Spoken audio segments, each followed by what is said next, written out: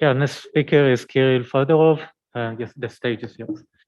Okay, thank you. My name is Kirill Fedorov. I'm working in Walter Meister Institute in Garching, also in collaboration with Technical University of München. And today I'm going to talk to you about slightly different topic, other than those which have been presented here over the previous couple of days. Namely, I will talk about quantum teleportation and quantum communication, but in the totally different regime, namely with propagating microwave states.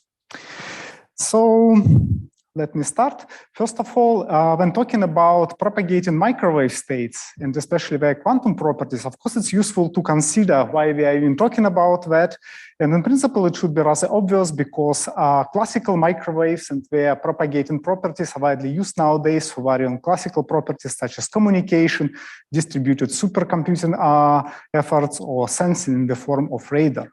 And of course, what we want actually to do is to make those microwave states quantum and exploit their quantum states for enhanced performance such as QKD or quantum computing. In this regard, it's especially interesting to consider the following topics as the quantum internet, or distributed or sometimes called modular quantum computing, and of course, such interesting particular topics as quantum key distribution or quantum sensing, which is sometimes known as quantum illumination, all in the microwave regime by using their quantum properties.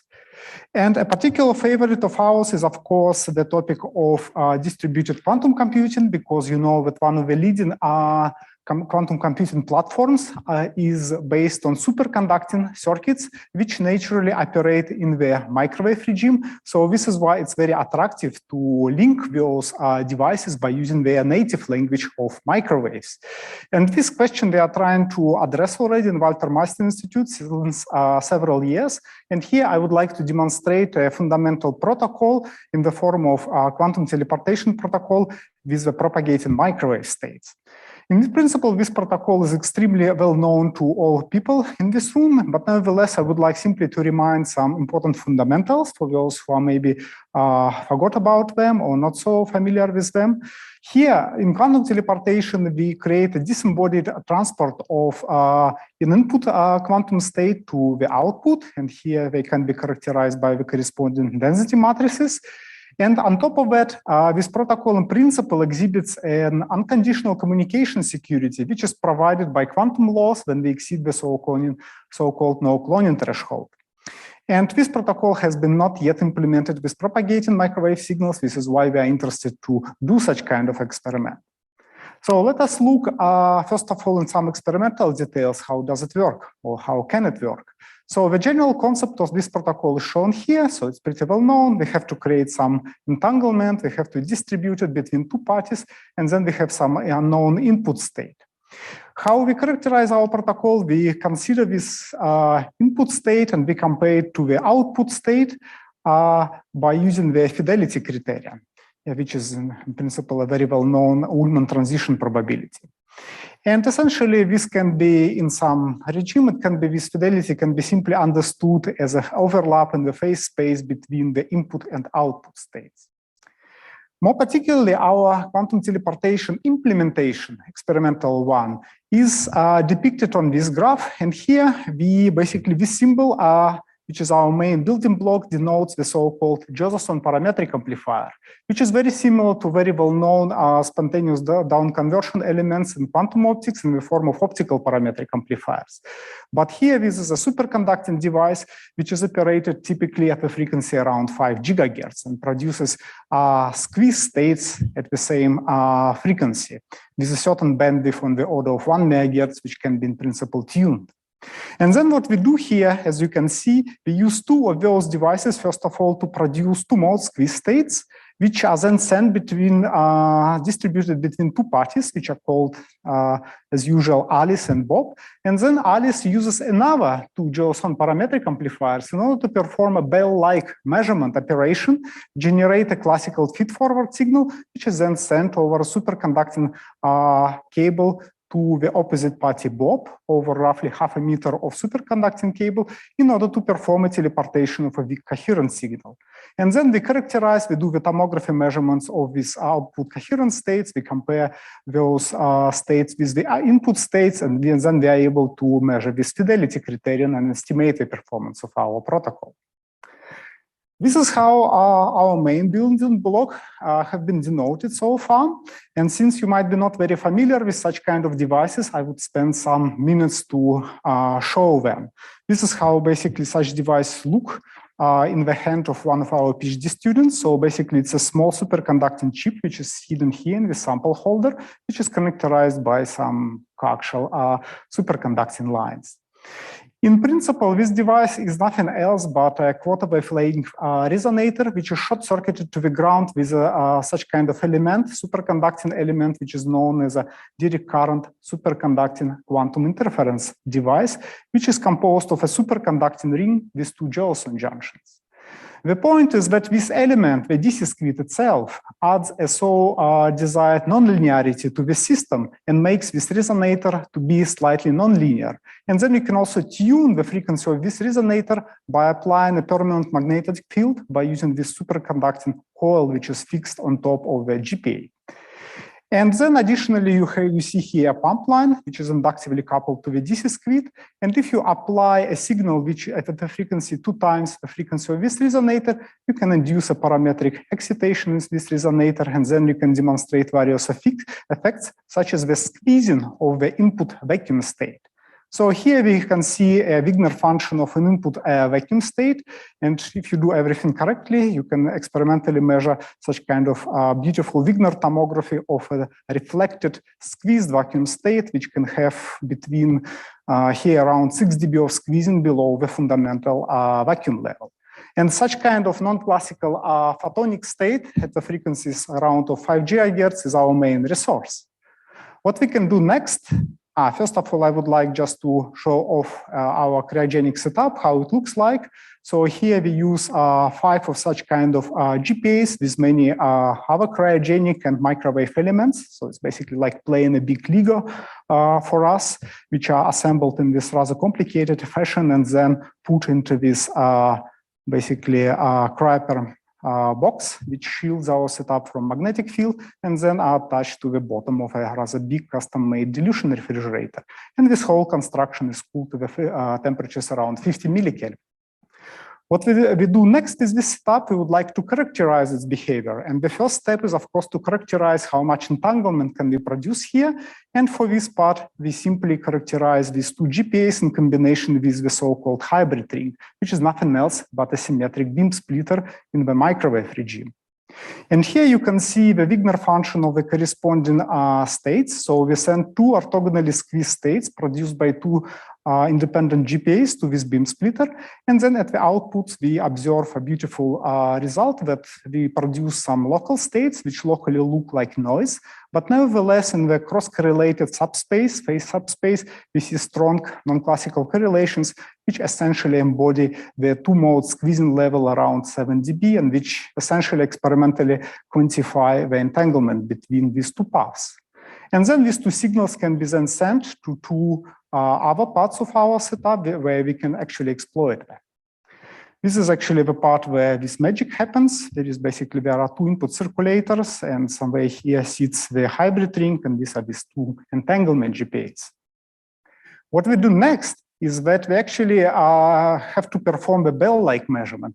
And here there was a kind of, maybe it's trivial for some of you, but for us it was rather non-trivial thing how to implement this bell measurement operation by using only GPAs.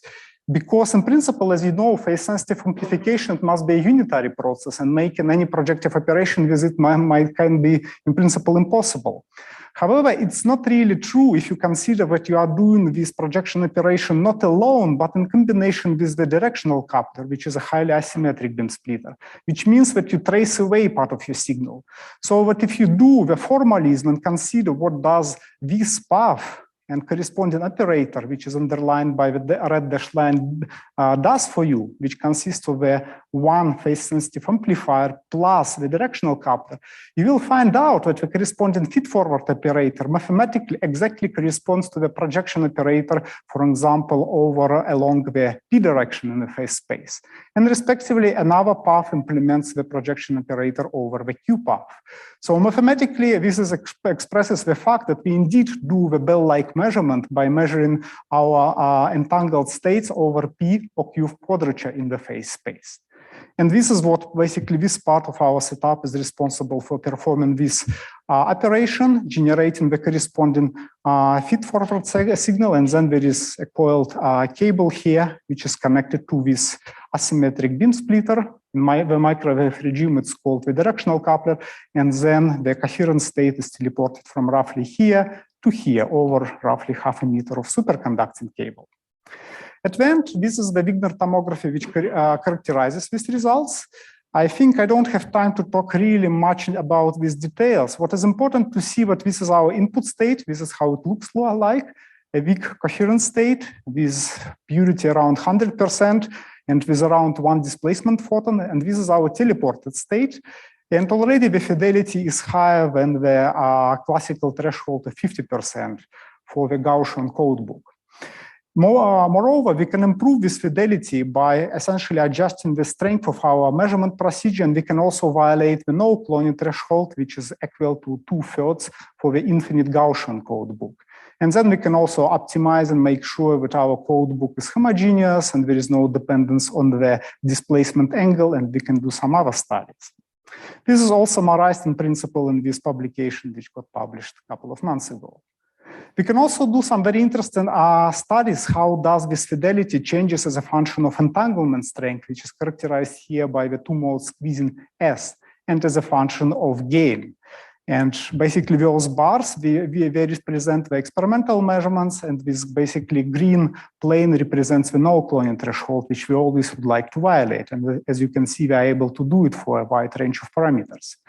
We also plot our experimental results with the theory model, which we built using input-output formalism, which works pretty well, and which also predicts what we should do if we want to increase this fidelity further to maybe 80%. And the answer is simple. We have to increase our gain a little bit, and we have to increase the strength of entanglement, which is all possible, even though might be sometimes not technically very simple to do. So we have to work a little bit harder here.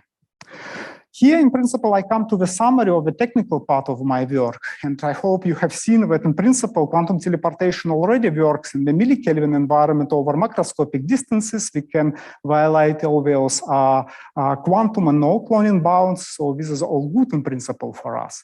And I can also tell you that if you look for this in this paper, we in principle did the error budget analysis, and you can improve those fidelities pretty easily over 90% by simply reducing the noise in the GPAs, which is mainly the main source of noise is kind of due to material limitations of our superconductors, which can be improved in the future, and this is work in progress.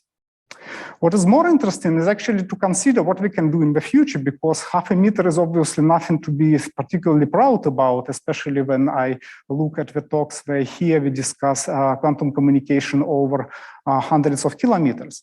And apparently we can just ask a question, how the fidelity of our setup will change if we simply extend our feed-forward and entanglement distribution distances, these two channels, by characterizing them with corresponding losses.